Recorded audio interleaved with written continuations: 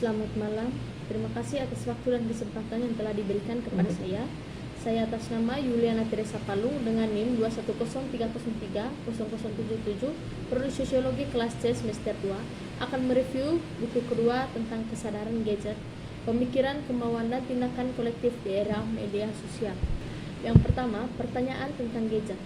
Jika seperti yang saya sarankan dalam pendahuluan, kita dapat dengan mudah memahami gadget sebagai hal yang berguna dengan suatu tujuan, maka pertanyaan itu perlu dipindahkan ke tingkat yang lebih mendasar. Kita perlu mengeksplorasi cara-cara di mana hal-hal ini berfungsi di dunia kita. Bagaimana kegunaan ini memanifestasikan dirinya, bagaimana gadget memperluas, mengubah, atau membentuk kerangka dunia manusia. Setelah secara longgar mendefinisikan gadget sebagai benda, kita perlu memulai dengan bertanya lebih serius. Benda apa itu? Ini mungkin tampak pertanyaan yang jelas, tetapi jauh dari itu, dan jawabannya menawarkan beberapa wawasan penting tentang bagaimana kita dapat berpikir dan berperilaku terhadap gadget. Hal ini membutuhkan alamat untuk sifat-sifat hal-hal yang seperti itu dan peran yang memiliki dalam mengarahkan manusia satu sama lain dan lingkungan mereka. Tidak ada cara untuk bertanya atau memiliki kesempatan untuk menjawab pertanyaan apa itu sesuatu tanpa mengakui kontribusi mendasar dari Martin Heidegger. Yang kedua, materialisme gadget. Dalam bab sebelumnya, saya menawarkan kerangka kerja awal untuk mendefinisikan dan merefleksikan gadget. Saya berpendapat bahwa gadget dapat ditemui baik sebagai benda ataupun benda, dan bahwa orientasi kita terhadapnya harus sebagai benda, mengenali potensinya sebagai benda fokus yang berkumpul. Saya berpendapat untuk pelepasan terhadap gadget sebagai disposisi yang mendukung ini. Saya juga menarik garis hubungan di antara gadget, ensemble, dan dispositif. Saya menyentuh aspek pembentukan politik dan ekonomi dari gadget, tetapi dengan cara yang agak terbatas. Oleh karena itu, dalam bab ini saya akan mengembangkan tema-tema tersebut dengan eksplorasi yang lebih konseptual dan terfokus tentang peran modal dan kekuasaan secara lebih luas dalam pembentukan gadget dengan pendekatan khusus pada pemahaman materialis tentang potensi gadget, tetapi juga keterbatasan mereka sebagai sumber eksploitasi dan ketersaingan. Dalam hal ini, saya akan berargumen bahwa modallah yang mengkonstruksi gadget sebagai objek, bukan apapun di dalam gadget itu sendiri, dan dengan demikian pertanyaan menjadi salah satu menemukan keseimbangan antara tekad dan kesadaran dalam berpaling dari jalan itu. Yang ketiga, gadget otak. Dalam bab-bab sebelumnya, saya telah menjelajahi sifat gadget dan konteks material dan ekonominya. Saya mengidentifikasikan kebutuhan untuk memahami hubungan antara niat dan gadget dalam hal kesadaran dan otak manusia.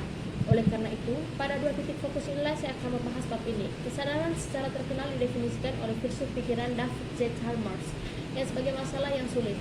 Saat ia menjelaskan kesadaran menimbulkan masalah yang paling membingungkan dalam pikiran, memang bahkan sebelum mendefinisikan kesadaran, kita perlu bertanya kesadaran seperti apa yang perlu didefinisikan sehingga kita dapat mengajukan pertanyaan yang benar atau bahkan bermakna. Arti istilah yang paling umum dipahami mengacu pada pengalaman sadar tentang tangan pertama memiliki pengalaman. Seperti yang dibingkai oleh Thomas Nagel tahun 1974, ada sesuatu yang rasanya seperti memiliki sebuah pengalaman, dan seperti yang dikatakan Chalmers, masalah kesadaran yang sangat sulit adalah masalah pengalaman. Ini adalah kesadaran sebagai keadaan mental, dan ini memunculkan banyak masalah yang berkaitan dengan antara lain hubungan pikiran dan material atau pikiran otak. Apakah pengalaman sesuatu yang dapat direduksi menjadi substrat material otak dipahami sebagai tempat berpikir? Atau apakah mereka tidak terkait dengan dunia material sama sekali, tetapi dengan sesuatu dari tatanan lain? Jika demikian, bagaimana kedua perintah itu terkait? Isu berkembang biak dengan sangat cepat, termasuk pertanyaan tentang milik siapa pengalaman itu, dan bahkan apakah pengalaman itu perlu dimiliki oleh siapapun.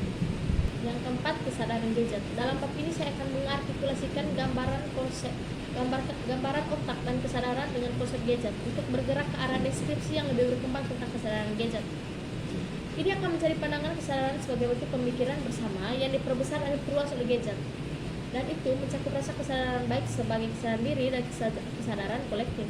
Saya akan membahas pengertian istilah yang lebih meresahkan, yaitu kesadaran yang didominasi oleh gadget. Untuk mencapai titik itu akan sangat membantu untuk melihat apa yang dapat kita pelajari dari teori-teori sebelumnya tentang teknologi dan kesadaran yang ditambah. Tiga pendekatan paling terkenal yang akan saya sentuh adalah singularitas, kecerdasan kolektif, dan banyak. Semua ini memiliki wawasan yang berguna untuk ditawarkan, tetapi masing-masing juga sangat bermasalah. Yang kelima, tindakan gadget. Bab ini adalah tentang peran dan potensi aksi kolektif yang diperbesar secara digital, khususnya melalui proses yang saya definisikan sebagai kesadaran gadget. Kesadaran gadget sangat berkaitan dengan pembentukan kesadaran kolektif akan kebersamaan. Maksud dan tujuannya, hal ini mirip dengan apa yang saya disebut sebagai kesadaran kelas gadget di bab sebelumnya, yang merupakan langkah di luar proses kemauan, kehendakan pemikiran kolektif, dan melibatkan kebutuhan akan definisi diri kolektif, kesadaran diri dari kelompok atau kelas dengan gagasan tentang kepentingan dan motif politik. Demikianlah video review tentang penggunaan gadget. Sekian dari saya, terima kasih.